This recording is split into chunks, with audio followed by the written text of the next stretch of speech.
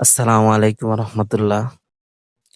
তো আমাদের শরীরের মধ্যে যখন জিন্নাতের আছর পরে রাস্তা দিয়ে যখন যাই, তখন অনেক সময় দেখা যায় জায়গাটা নির্জনতায় থাকে। আবার অনেক সময় আমরা অনুভব করতে পারি যে কাজে মন বসে না।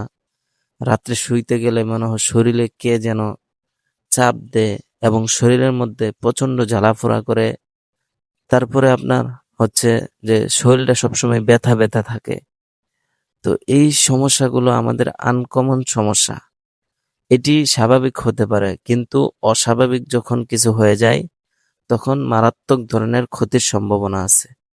এমন কিছু মানুষ রয়েছে যাদের আপনার মানে কোনো কথা নাই, হুদাই ব্যথা করে শরীর, এমনিতেই ব্যথা, কোনো সমস্যা নাই, এমনিতেই ব্যথা। আবার কিছু মানুষ রয়েছে যারা আপনার ফুট করে এক জায়গায় গেছে, ব্যথা।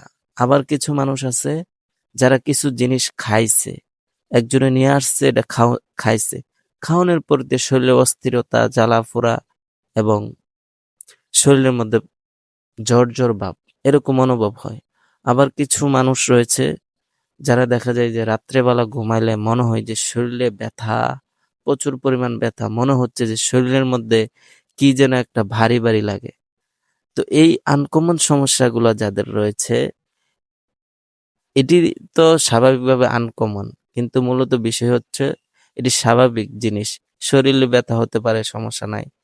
আবার জ্বর হতে পারে, সমস্যা নাই। কিন্তু যখন অস্বাভাবিক জিনিস ঘটে তখনই মূলত সমস্যাটা বেড়ে যায়। এজন্য এই জিনিস থেকে আমাদের বেঁচে থাকা